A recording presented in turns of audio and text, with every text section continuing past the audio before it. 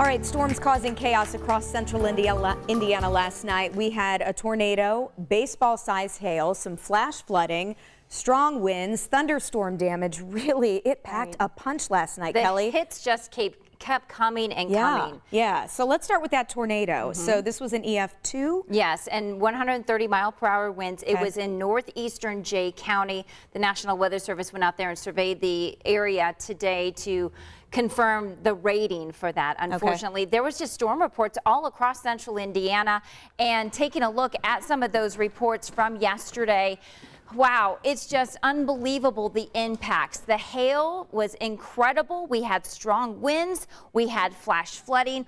All of these that you see here are storm reports. We'll head to Monroe County here. This one at Indiana University, a flash flood that took place there at IU in Bloomington. We'll have more from Sarah Jones about that. And then we'll head a little bit farther east in Shelby County. Thunderstorm wind gusts of 68 miles per hour. This was near Fairland in Shelby County. A little bit farther north, we had large hail in the Indianapolis area. Castleton, this was 2-inch sized hail that was reported on that northeast side.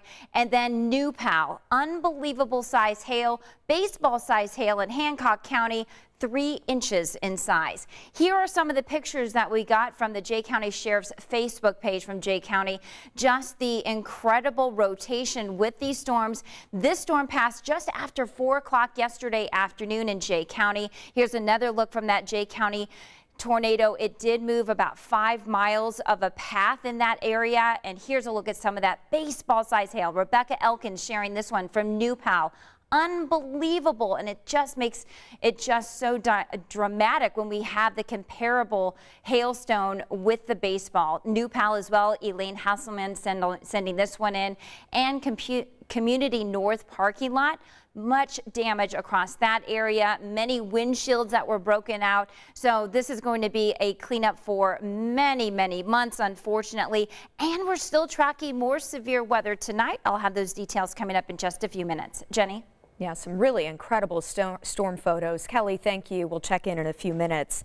Owen County also got hit especially hard last night. 10 inches of rain there that caused so much damage. The county has declared a local disaster and a travel watch, meaning only travel for an emergency is recommended right now. Tonight, we talk with the sheriff about that damage in the Spencer area and beyond. Take a look at what he's seen. 30 roads are closed in Owen County because of flooding or trees or power lines down on the roads. 22 culverts are washed out, and 2 bridges have such severe damage that they can't be used at all.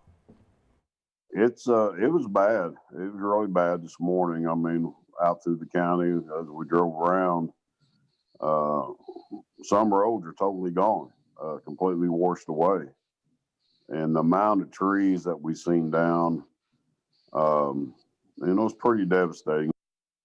Sheriff says the good news here, no serious injuries. He says rescue teams and volunteers work together to save people, including a family with a very small child trapped in a van. Water, running through the van. And they got there and they did a phenomenal job. One of the best, as far as I'm concerned, the best rescue team that anybody could have on hand. They did a phenomenal job. They got the people out, got them to safety. All those crews down there still working hard tonight. The sheriff is asking people in Owen County to be patient as they work to clear and repair roads over the next days and weeks to come. A waist-deep flash flood hit businesses on the corner of Kirkwood and Dunn in Bloomington last night. And some employees tell our Sarah Jones they started cleaning today at 5 a.m. to try to open on time.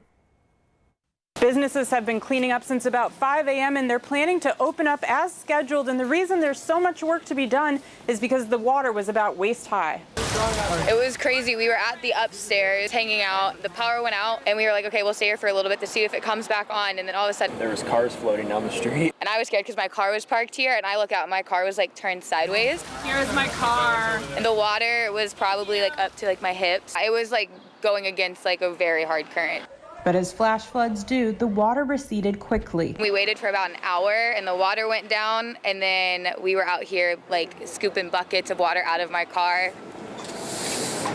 and cleanup for the businesses right on the intersection of Kirkwood and Dunn. Weather stripping did its job for some. We're lucky. It only looks like it was about 6 inches inside. Robert Jacobs has lived in Bloomington for over 50 years. We had a spate of floods in the 90s when we had some this bad where people were canoeing down Kirkwood. And then the city straightened out the storm sewers, improved the storm sewers a lot. I thought that they had solved the problem, but I guess enough rain can overpower that. Robert doesn't blame the city. There are certain acts of nature that we can't do anything about. Businesses on Kirkwood that were at a higher elevation than those on the intersection with Dunn say water didn't get in, and those hit by the flood water say they're just trying to get back to business as scheduled.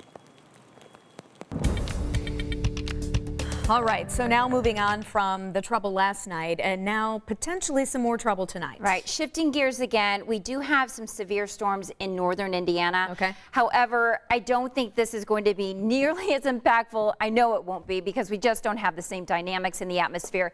But we do have a severe thunderstorm warning in northern Indiana, and these are drifting to the south.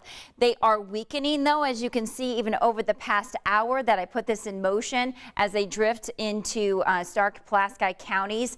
They're losing a little bit of lightning, but still some heavy downpours. These are going to continue to drift into north central Indiana here, likely in the next 30 minutes or so. But gosh, we don't need any more rain. Look at these rain totals past 48 hours. Spencer, almost 9 inches of rain over 2 days. Bloomington, close to 7 inches, 2.5 inches of rain in Indianapolis. Of course, this is radar depicted, but you can just see those very heavy lines of swath of rain that we had with those flash flood warnings that were in effect. We still have flood warnings that are in effect until 5:45 tomorrow morning. And again, it does include most of southern and south central Indiana. Temperature right now at 78 degrees in Muncie, 77 in Indianapolis, 75 in Greencastle. Still warm and muggy out there. Here's a look at future track. Honestly, not doing a great job with these storms, but they're going to continue to drift farther to the south. We could see more triggering here across central Indiana. I think that's going to be very few and far between. So the better chances will be in north central Indiana. Temperatures during the overnight falling into the upper 60s. Then tomorrow for Father's Day, we're tracking the potential of more storms. I'll have the timing coming up in my full forecast. All right, Kelly, thank you. So be sure to stay weather aware tonight. Make sure you have our live Doppler 13 weather app. That way you can track any storms in your area, and we'll also send you an alert for any watches or warnings. It is a free download in your phone's app store.